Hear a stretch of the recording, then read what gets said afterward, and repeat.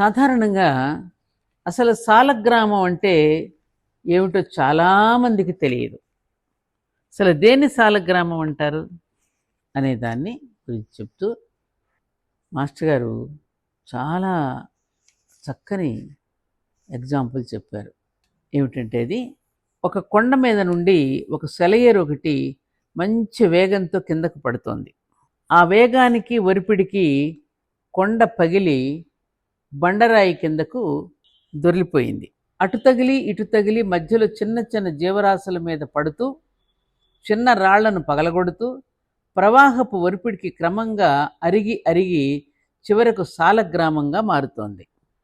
ఆ బండరాయి అప్పుడు ఆ ప్రవాహంలోకి స్నానం చేయడానికి వెళ్ళిన ఏ పుణ్యమూర్తికో ఆ సాలగ్రామం దొరుకుతుంది. దాన్ని అతడు భక్తితో తీసుకువెళ్ళి పూజామందిరంలో పెట్టుకుని నిత్యం అభిషేకం చేసుకుంటున్నాడు. అలాగే ప్రతి జీవి కూడా పరిణామంలో మానవ శరీరంలో అడుగుపెట్టినప్పటి నుండి బాగా అర్థం చేసుకోవాలి ఇది మనం.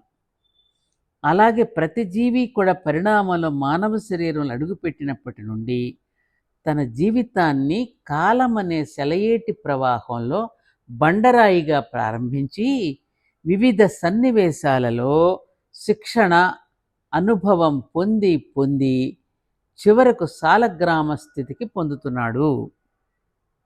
బండరాయిగా ఉన్నప్పుడు చప్పుడు ఎక్కువ చేస్తూ దారి పొడుగునా ఉన్న జీవరాశులను బాధకు గురి చేస్తూ ముందుకు సాగి క్రమంగా తన వల్ల ఎవరికీ బాధ కలగని సాలగ్రామ స్థితికి చేరుకుంటున్నాడు మానవుడు. వాల్మీకి మహర్షిలా. వాల్మీకి కూడా అంతే కదా. పూర్వజన్మలో బోయవాడుగా ఉన్నప్పుడు అన్ని ప్రాణులను బాధ పెడుతూ వచ్చి చివరికి ఏమయ్యాడు? ఒక మహర్షిగా రూపొందాడు. అలాగే మానవుడు కూడా ఆ బండరాయి స్థితి నుండి సాలగ్రామ స్థితికి రావడానికి ఆ సాలగ్రామాన్ని ఎంత అద్భుతంగా చెప్పారు. బండరాయి స్థితిలో ఉన్నప్పుడు జీవులు వాడిని చూసి భయపడతాయి. సాలగ్రామ స్థితిలోకి రాగానే వాడిని పూజించి జీవకోటి ముక్తి పొందుతోంది. బాబా బాబా, ఏం చెప్పారయ్యా, ఏం చెప్పారు.